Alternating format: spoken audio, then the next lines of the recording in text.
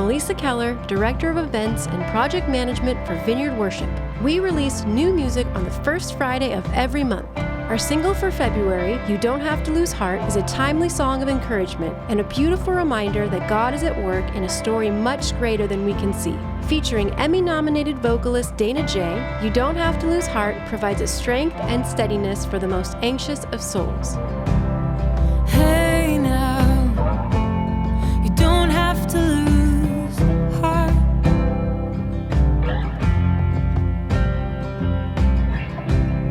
Hey now, we're only at the start of what he's doing here.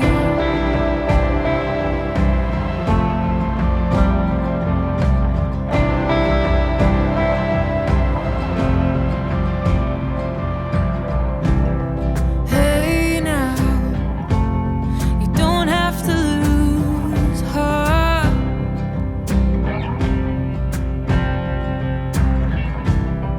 Hey now, we're only at the start of what he's doing here.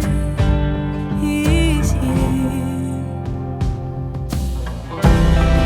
So let us put our trust in the one who carries us. We can let go of every disappointment. Let us cling to love, to the hope ahead of us, so we can hold on to every single promise.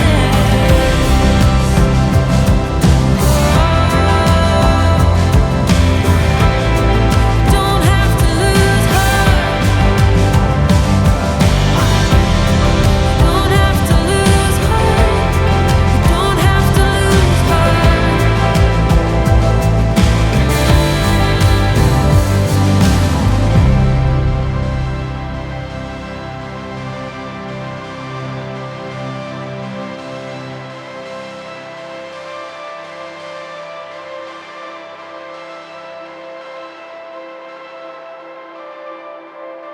Find You Don't Have to Lose Heart and all of our singles wherever you listen to music.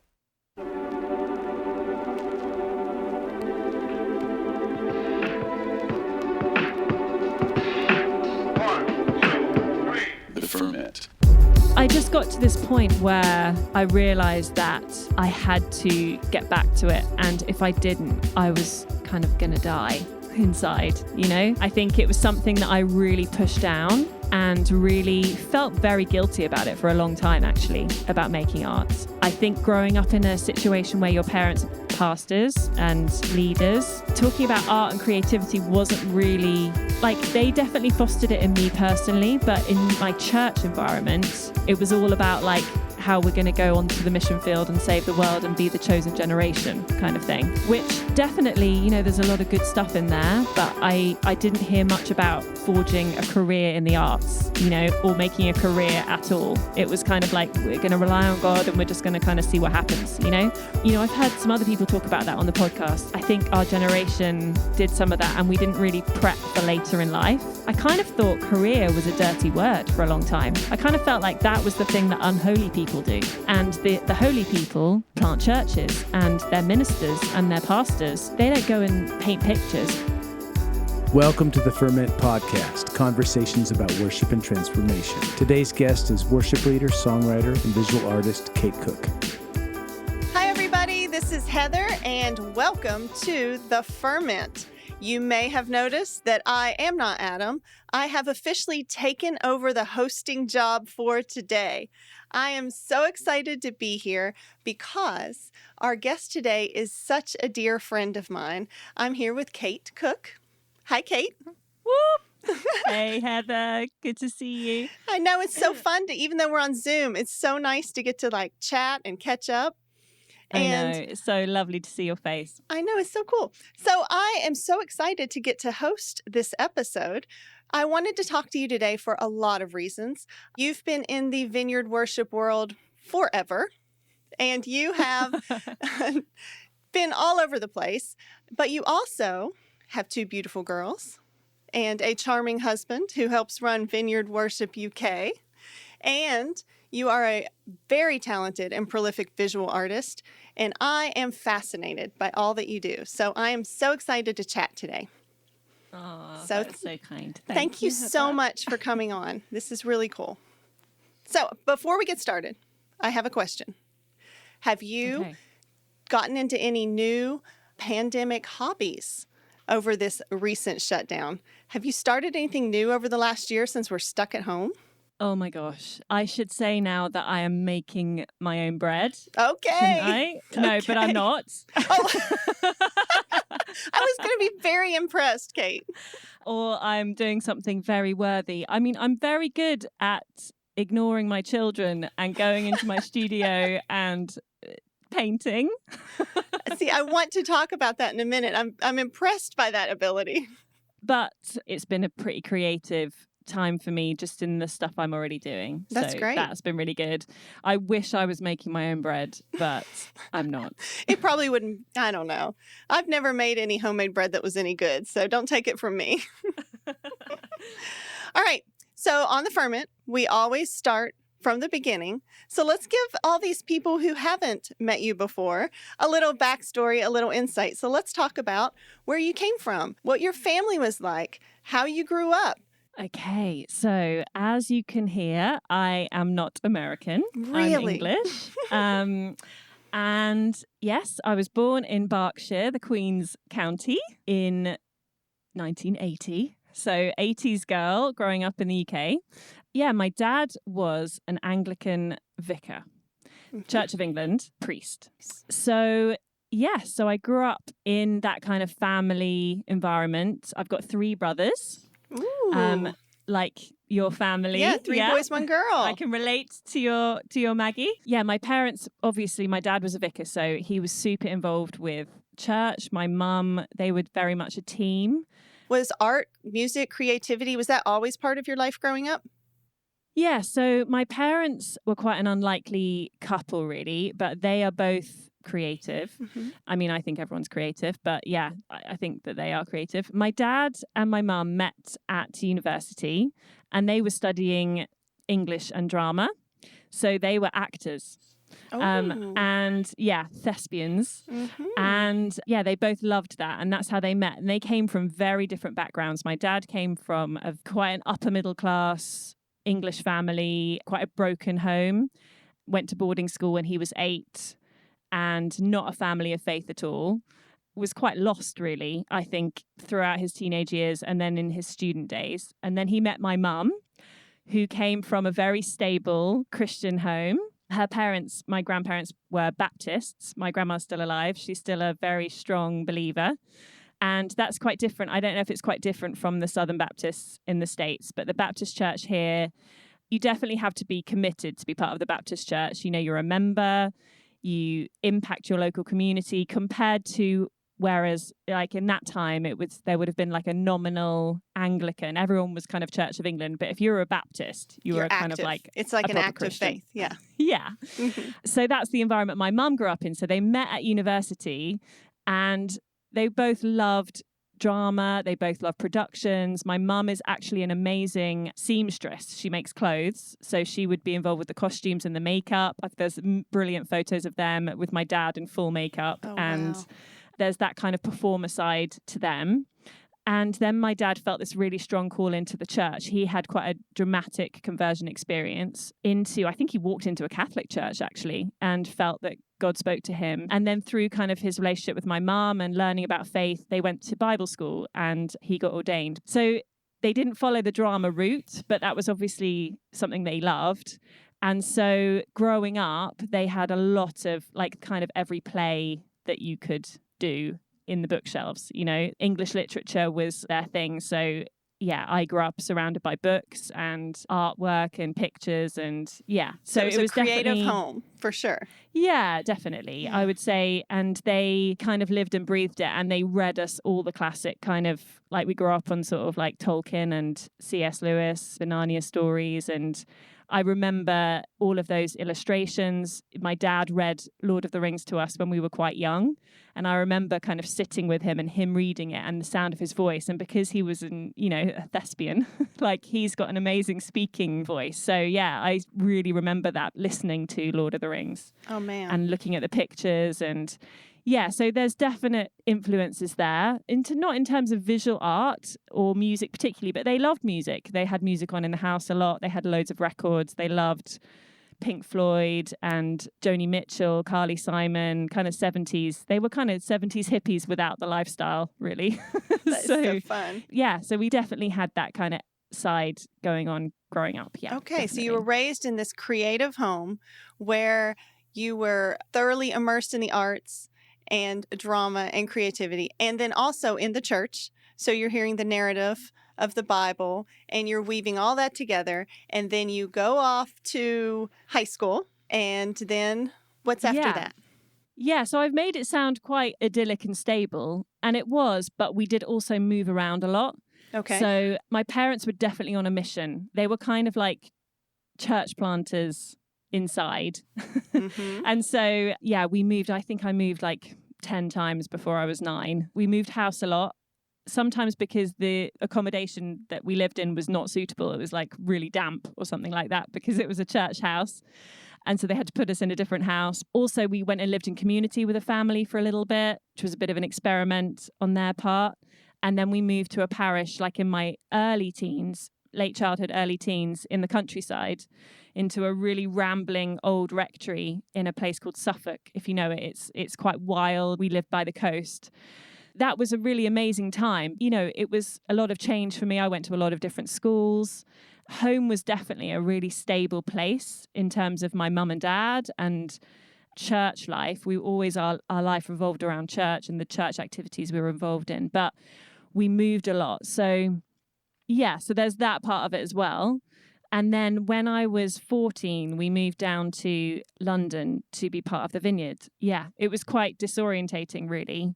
You know, being in a vicar's family is quite an identity. And then to kind of move out of that and move into the Vineyard. And in the UK, everyone's like, especially in the 90s, like, what's the Vineyard? You know, Right, like, right. Whoa, Yeah. what is this cult that you're all Wow. getting involved in? You know, so I think I definitely absorbed that. I definitely absorbed that culture. And that was part of that. But there were also other things that I was kind of wrestling with at the time. So, yeah. What were your memories of the early days of the Vineyard? I mean, 14, that's a really formative age. And you enter into this new world. Tell me about experiencing going from one church setting to another. And what were you experiencing with that? Yeah, moving to London and going to a vineyard, it wasn't my first experience of like a charismatic environment because my parents had been sort of flirting with the vineyard for the whole of my life. So they would suddenly disappear off to a conference and be gone for 2 weeks, you know, in Anaheim, or they'd disappear off and go and do stuff. And then they'd come back with armfuls of tapes and resources and stuff that they were going to do at church. So definitely we knew about the vineyard, and I grew up listening to the music. I remember they were massively influenced by that. I remember we used to drive to Italy for our family holidays, and we would listen to vineyard tapes the whole way, you know, for like 2 days on the drive. And like I would read all the liner notes and, you know, look at the names. I'd be like, oh, like Cindy Rathmeyer, like all these people. I was like, wow, they sound so amazing. And I'd learn all the parts. And, you know, so we definitely knew about the vineyard. We definitely knew about the worship music and loved that. But it was kind of just like an extra added on thing. We didn't really think it would change our lives at that point.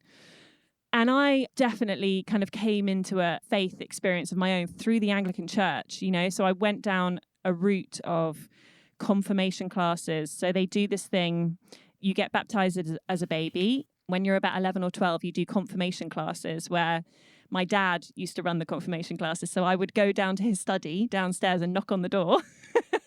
And he'd invite me in with his books and his fire, and he would do my confirmation class. So he'd like teach me about the Bible and go through all of that.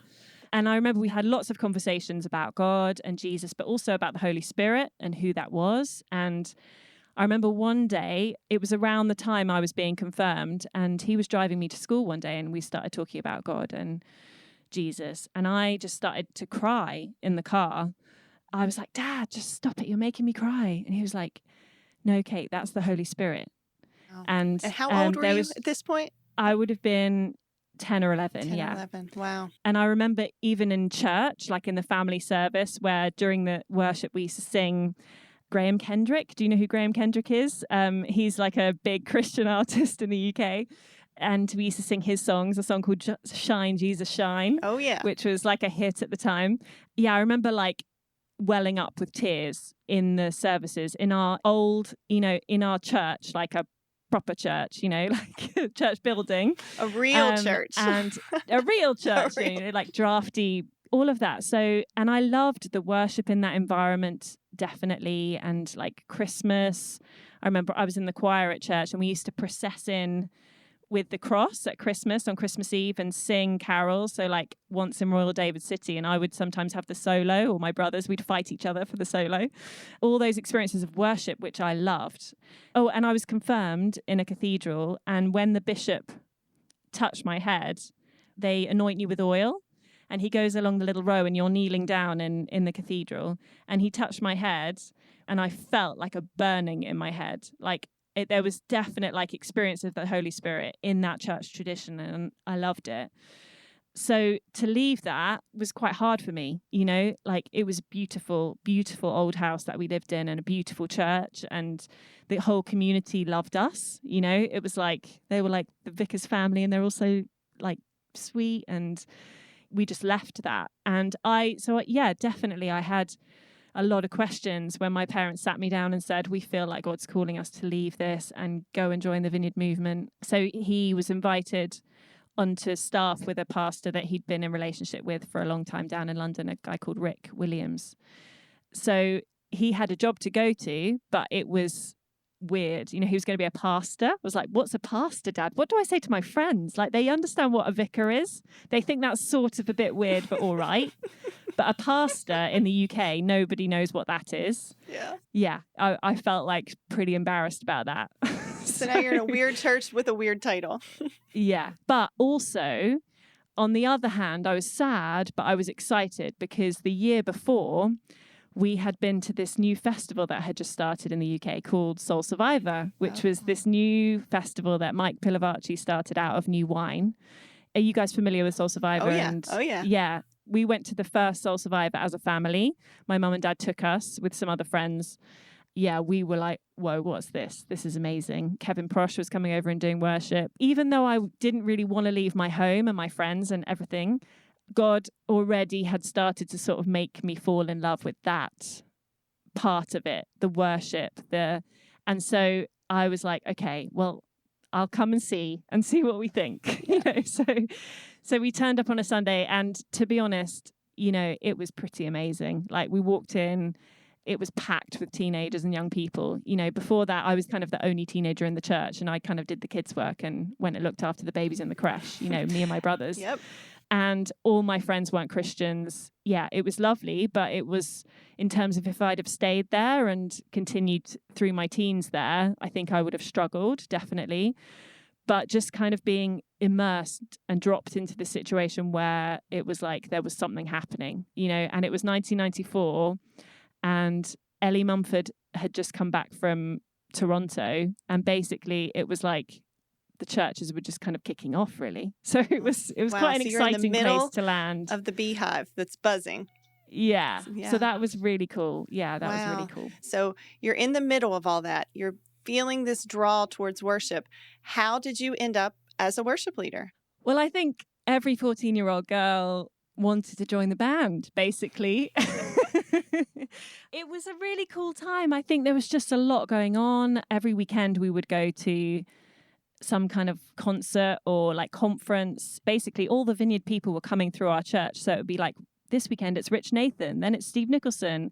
And then they were all bringing their like musicians. And, it was like being just thrown into this amazing, fun, exciting culture, really. And Martin Smith was doing the cutting edge gigs down the road on the coast. So we would drive down there to the cutting edge recordings. And Kevin Prosh used to come over and do gigs. So we would go up to his gigs at Soul Survivor, at the church there in Watford. So yeah, everybody wanted to join the band, basically. Yeah. So it was like all of us did. I think all of us tried out for the band. And we had this really cool worship pastor called Brian Duane, who was an Irish musician. And he was a great musician. And he just kind of allowed all the teenagers to join the band. You know, he auditioned us. He wasn't like, you know, letting everybody up there. But if you could do it, if you had some potential, if you had some passion for it and you could sing in tune, he was going to give you a go, really. Yeah, so I just joined as a backing singer, you know, when I was 14, 15. It kind of went from there. And I do remember leading some songs at that age. I remember I listened back to a tape. Somebody found a tape from that time, like 95. Those are treasures. Oh, my gosh. Embarrassing treasures. I listened back, I was like, why did they ever let me join the band? I was like singing over everyone, you know, like the electric guitarist was trying to do a solo. I'm singing, I'm ad-libbing, you know. That's amazing. So, yeah.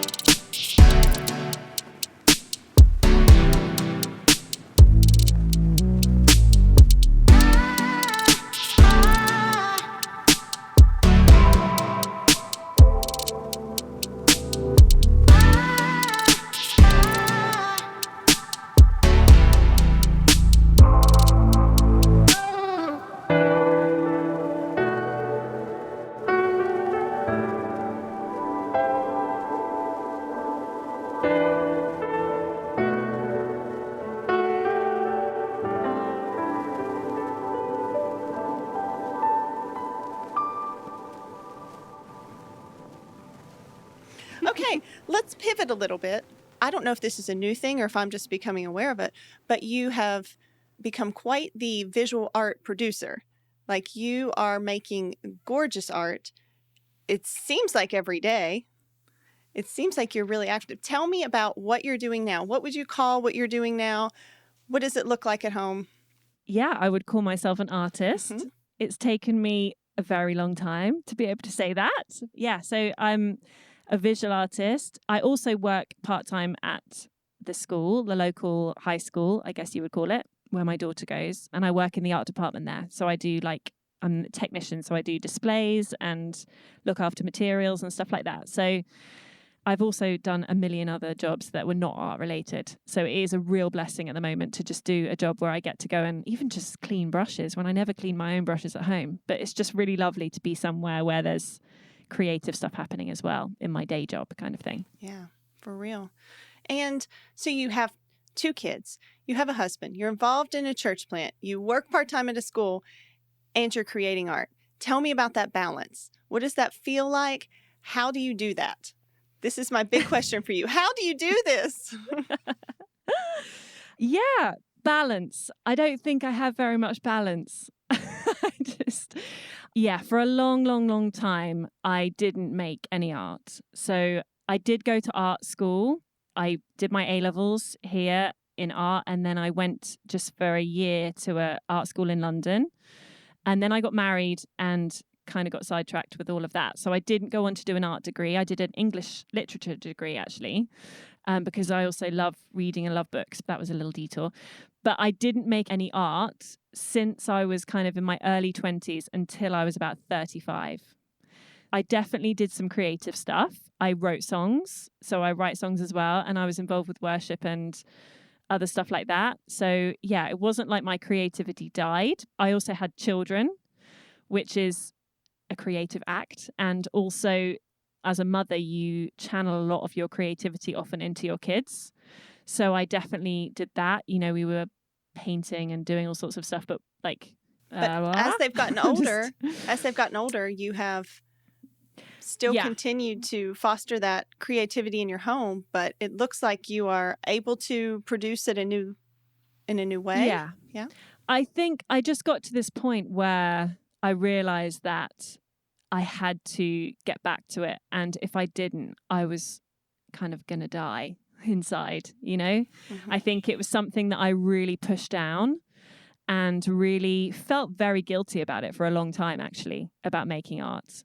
I think growing up in a situation where your parents are pastors and leaders, talking about art and creativity wasn't really, like, they definitely fostered it in me personally, but in my church environment, it was all about like how we're going to go onto the mission field and save the world and be the chosen generation kind of thing, which definitely, you know, there's a lot of good stuff in there, but I didn't hear much about forging a career in the arts, you know, or making a career at all. It was kind of like, we're going to rely on God and we're just going to kind of see what happens, you know, which I think there's awesome parts of that, but also, you know, I've heard some other people talk about that on the podcast. I think our generation did some of that and we didn't really prep for later in life. I kind of thought career was a dirty word for a long time. I kind of felt like that was the thing that unholy people do. And the holy people plant churches and they're ministers and they're pastors and they're full, you know, that's their full-time thing. They don't go and paint pictures because that's not very godly. I do know that is such, I do think that is something that floats around in the atmosphere of a lot of like church groups, families. I don't know. It's just that sometimes some things are held as more holy than others. Yeah, and definitely. I think that's a thing that a lot of people, and probably a lot of people listening, struggle with, is that feeling like, oh, I want to create or produce or do. But I just wanted to hear you talk about, kind of riff on, we might be kind of told that certain occupations are more holy than others. And then we kind of stay away from the things that maybe are bubbling up inside of us because we think maybe they don't hold value. Yeah. But it seems that you have begun to allow yourself to lean into that creative process, that creative side. Talk to me about what that feels like and what that's doing for you. I either thought, you know, I needed to go and plant a church. For a lot of years, people kept prophesying over me and Jimmy that we'd plant a church, you know? It was like, you guys are going to go and plant a church and it's going to be awesome. And we were kind of like, really? I think people often look at younger people who maybe have certain like leadership gifts or something, and they just kind of feel like they have to put you in this box. And I didn't really know where I fitted with all of that, really. I love church, I love ministry, I love leading worship, but also in the UK as well, leading worship is not a career path. You know, you can't make money out of leading worship here. That was never something that I really aspired to. I'm not a performer. I'm not someone who likes being on a stage particularly. I love leading people in worship in my church, but I don't want my name in lights, you know. So there was that thing. And then my art, I just felt like it was selfish. You know, I was just like, I can't do that, you know, because it's like, I'm either going to plant a church or I'm going to go and be a doctor, you know, or somebody useful who's going to save lives, and or I'm going to be a teacher and be a good member of society. But making art is frivolous, it's selfish. You know, I had this inner voice, you know, definitely like a kind of religious spirit. Like, if you do that, people will think that you're, you know, introspective and you're not concerned about the world. So I think I could never have acknowledged that inside, but that was what was going on, definitely. And I think I just got to a point where I just felt like this underlying sort of misery in me because I wasn't pursuing it. And I just had to start doing it. And a few different people kind of saw that and started to sort of cheerlead me and just say to me, Kate, you need to start doing this. You can do this. You're good at this. This is something God made you to do. And I just very, very gradually, you know, I made myself a little workspace in my bedroom. At this point, my youngest was at nursery, so I had a few hours during the day. I was like, I need to carve out time for art. I need to make a space in my bedroom where this is not a space where the kids are going to draw. This is a space where I'm going to draw or make something, you know. I'm not going to hide behind doing some painting with them. I'm going to create something. And it's terrifying. When you start doing that, when you haven't done that for years, it's terrifying. So yeah, it was really hard at first, but I kind of just forced myself to do it. And as soon as I started doing it, I loved it. And it was like, I have to just carry on doing this. So. Man, I love that. Tell me about your process. Do you draw? Do you paint every day? Do you have to work at a certain time each day? Is it spontaneous? I'm definitely someone who loves drawing. So I love drawing from life. So I generally start with drawing. But yeah, I do not have a kind of very rigid practice. I'm quite an all over the place sort of person. But actually, do you know what? I've beat myself up about that for years. Like, I work really intensely and then I stop for a little bit. Then I read an interview with an artist, and she was saying that's how she works. So she works in bursts, and she might work really, really intensely for like 2 weeks. And then for 2 weeks, she might like prep some canvases and she might just kind of do some admin. And then she would work in bursts again. And actually, that really helped me because I'm much more like that. But that is really difficult to manage when you've got a family, because you can't work very well in bursts. So I've had to learn how to navigate interruption when I'm in a flow like that. We were chatting earlier about lockdown last year, and I definitely was in a kind of creative flow in the first lockdown here. The weather was beautiful, and even though it was very, very bleak in our country at that time, I felt very inspired to just create and to be inspired by the nature around me. But that's really, really hard when your kids need feeding and they need homeschooling. Yeah, I totally get that. And I think you just have to juggle it. And it's really, really hard sometimes. So it helps when you've got a husband who doesn't like come banging on the door saying he needs his dinner. He'll let me go. So that's cool. Huge help.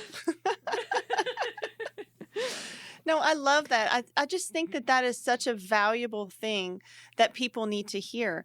Sometimes the thing that's in our heart to do, we maybe romanticize it a bit. Like it's, if I finally give in and start doing art or doing music or painting or writing or whatever, that it's going to be this beautiful, romantic, flowy moment and everything's going to fall into place.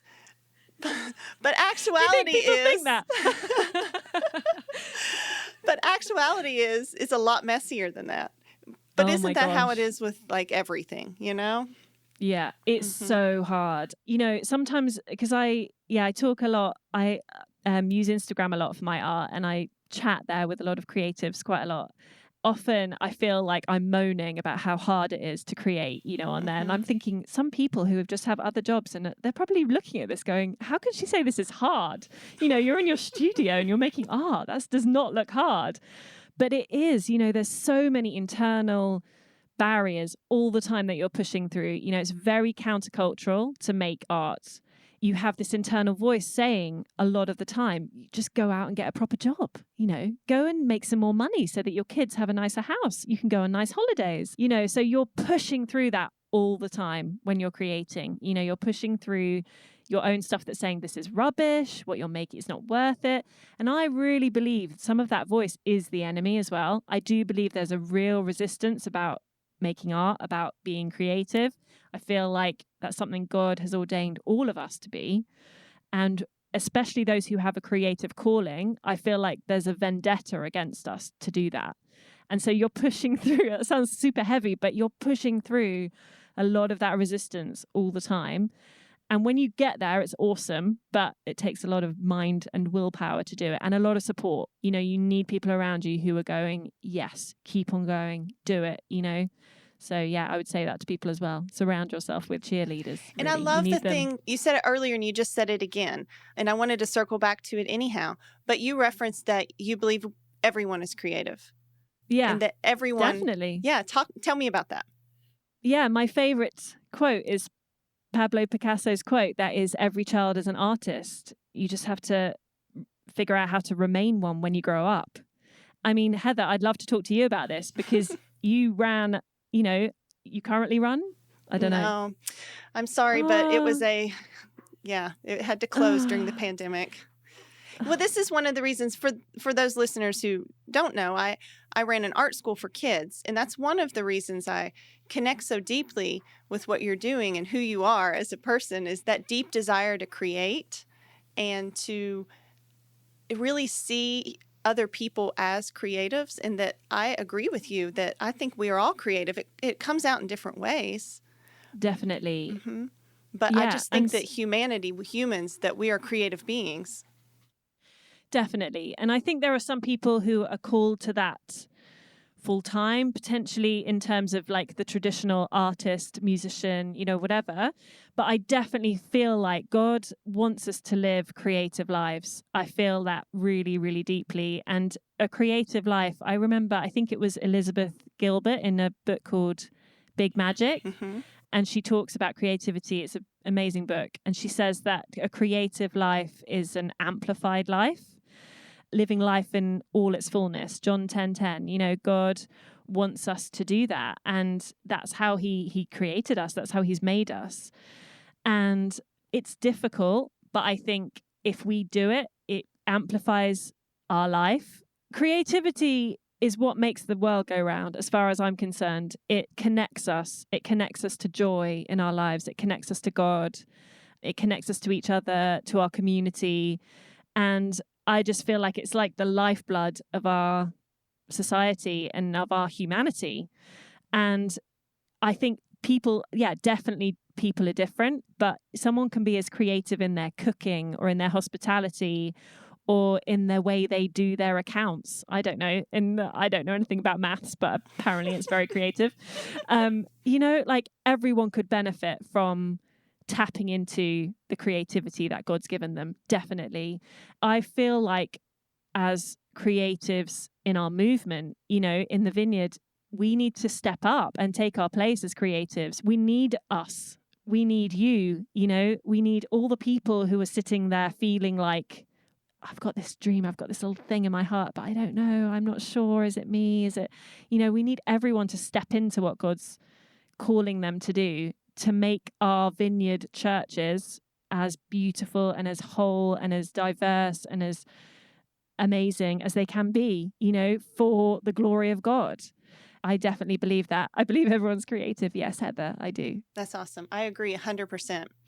I'm going to pivot one more time, and I have a question. Who's your favorite artist? Do you have one? Do you have an artist that you connect with or that you just love? Do you know, I love Matisse. I love his use of color. I love his drawing, like a lot of his stuff. Yeah, his very simple drawings. I love Matisse. I also love the fact that the pinnacle of his career was like in his 80s, 90s, when he was like dying of cancer. I have an amazing book, actually, for anyone who's a nerd and likes reading about artists, called Old Masters, Young Geniuses, or something like that. And it's about Picasso and Matisse. And it's about how some people like Picasso are very kind of creative, super young, and they peak pretty young. And how some people, it takes them a lifetime to work on their craft and they peak really late. And I feel like I can relate to Matisse. It's taken me quite a few years to get There's something actually about even making some art. I love Matisse's story, especially because towards the end of his life, when he becomes so ill, not only does he push through and end up, peaking, but he actually transforms his entire process of art. Yeah. Creates a whole different style for himself, and in the middle of agony and suffering ends up making some of the most beautiful artwork that is still like hanging in museums. Yeah. The cutouts that he makes. So if you don't know, so Matisse got very ill and he was confined to a wheelchair later in life. And so he couldn't paint anymore. So he used a pair of scissors and he used to get his assistants to paint different paper in different colors. And then he would cut out shapes and then he would direct them and they would place them on the wall around his house. Or sometimes he'd be confined to his bed and he would be like pressing, there's amazing photos of him. I'd look them up with his stick, pressing these bits of paper on the wall. Yeah, the Cutouts exhibition came to the Tate Modern in London in 2015, I think it was 14. And one of my creative cheerleaders in my life is my cousin. And she lives in London, and she invited me down, and I came down. It was one of my first trips away from the kids. And I came down and I went to that exhibition, and they are incredible to look at in the flesh, because they're these just cut out bits of paper, but they are huge. And when you see them, you'll know the images because they're really famous. But when you see them, that they are actually cut out, they're collage, they're so different in the flesh. And that was a kind of turning point for me personally, in terms of I was really struggling just being a mum at home and feeling like I've got no time to create. I'm really frustrated. And I went to that exhibition and I was so inspired by it. So yeah, that's why he's one of my favorite. There's so much in that story that artists. Seeing that painting like brought you to a point of revelation. Yeah. And that actually going to the museum is what you had to do to see the painting. Like there's so much in there in that story for us. Mm-hmm. Totally. Get yourself to an art museum. You have to look at the stuff. Yeah. Listen to the music. Look at the things. Definitely. Okay, Kate, I have one last question for you. Okay. This is how we are ending all of the podcast in season 3. And it's this.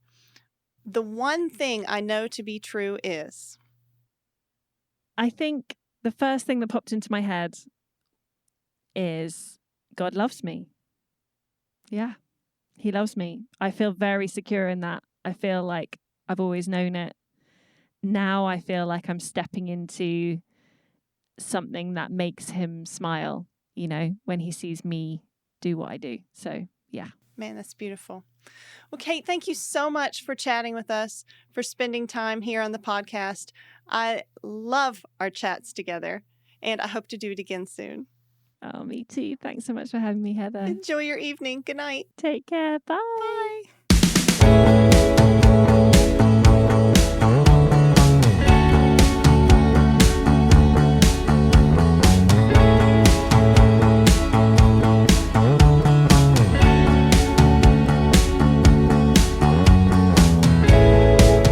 Hey everyone, Casey Coram here, producer of the podcast. Thanks for listening. As always, if you've been enjoying the podcast, here's a few ways you can help us. First of all, leave us a review on the podcast platform of your choice. This helps more people find us. Also, connect with us on social media. Instagram at Ferment Podcast and Twitter at FermentCast. All right, everyone, thanks for listening. See you next week.